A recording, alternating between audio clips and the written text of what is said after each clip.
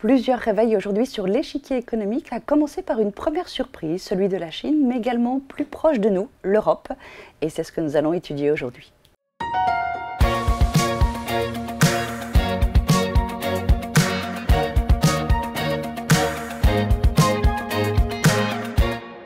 Nuno Teixeira, bonjour. Bonjour Caroline. Vous êtes membre du comité d'investissement chez Natixis IM Solutions. Alors avant de revenir sur la Chine et l'Europe, une première question et surtout un premier chiffre attendu aujourd'hui, celui de l'inflation aux États-Unis et qui est meilleur qu'attendu, si j'ai bien compris. Oui, l'inflation est le chiffre le plus scruté en ce moment par les marchés et notamment aux États-Unis. On a eu une inflation sous-jacente, donc en excluant les prix les plus volatiles, à 0,3% sur le mois d'avril. C'est un peu moins que ce qu'on avait eu le mois précédent et surtout c'est la première baisse depuis 6 mois. Donc une inflexion qui est perçue très positivement par les marchés qui du coup exclut, semble-t-il, la perspective d'une absence totale de baisse des taux des Fed Funds aux États-Unis cette année, ce qui aurait été le scénario le plus négatif. Donc soulagement sur les marchés avec ce chiffre. Alors si on revient justement sur le calendrier de la baisse des taux directeurs, on a toujours quand même une Banque centrale européenne qui procéderait à la baisse des taux avant l'Amérique, c'est bien ça ? Oui, le contexte est différent puisqu'on a une tendance de baisse plutôt continue de l'inflation en zone euro, une croissance qui est beaucoup plus faible. On espère un 0,8% cette année sur la croissance en zone euro contre 2% aux États-Unis. Donc on a quand même besoin d'un petit peu d'oxygène pour cette machine économique un peu essoufflée.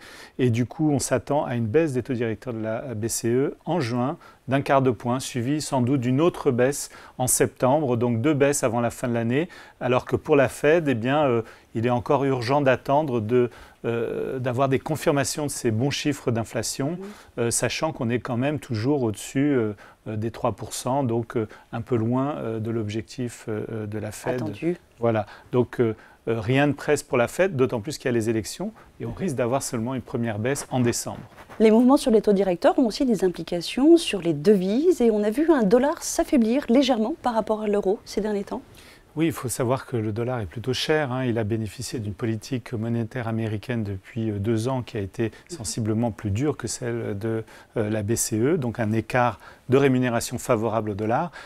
Toute perspective d'un écart qui durerait moins longtemps que prévu si l'inflation se modère aux États-Unis est plutôt baissier dollar. D'autant plus que le dollar avait bénéficié d'un peu de fuite vers la qualité en avril avec la volatilité sur les actions. Donc c'était un mouvement de repli du dollar assez logique. Alors il y a un autre, un autre acteur, celui de la Chine, qui n'a pas agi ces derniers temps. Et là, on voit quand même quelques prémices a priori du réveil de la Chine sur l'échiquier économique. Est-ce que c'est bien le cas ? Sur l'échiquier économique et sur les marchés, puisque le marché chinois avait été très contre-performant depuis déjà plusieurs années, avec une économie chinoise qui avait du mal à sortir de l'épisode du Covid, avec notamment un secteur immobilier en berne depuis des années et qui pèse vraiment sur cette économie. On a eu des bons chiffres de croissance pour le premier trimestre qui ont commencé à réveiller un petit peu les actions chinoises.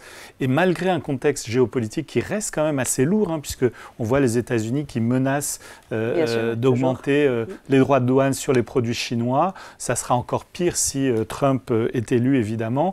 On a quand même un réveil de ce marché avec notamment des velléités du gouvernement chinois de soutenir le marché immobilier. On évoque la possibilité pour le gouvernement d'acheter carrément massivement des appartements non vendus, ce qui permettrait évidemment de soutenir ce marché qui est toujours malade et qui pèse sur cette croissance. Mais les exportations chinoises se portent bien avec un yuan qui est plutôt faible et donc qui bénéficie à la compétitivité de cette économie. Très bien. Donc on va voir en termes d'allocation aussi les décisions que vous prenez aujourd'hui sur les marchés financiers.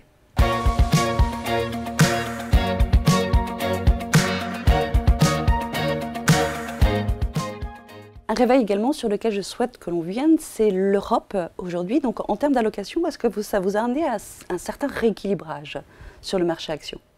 Oui, on avait privilégié le marché américain, les valeurs de croissance, dans un contexte où l'économie américaine était beaucoup plus résiliente et il y avait des craintes quand même sur l'économie de la zone euro. On voit qu'on sort de la période la plus difficile, aussi bien pour l'Allemagne que par exemple pour le Royaume-Uni, qui est sorti de récession. On a vu des chiffres de croissance positifs au premier trimestre. Bon, oui, on a cette perspective de baisse des taux directeurs de la BCE dès le mois de juin. Donc tout ça, ça plaide quand même en faveur d'un rééquilibrage de un peu moins d'actions américaines en faveur des actions européennes, qui ont d'ailleurs bien résisté sur le mois d'avril, mieux que les actions américaines.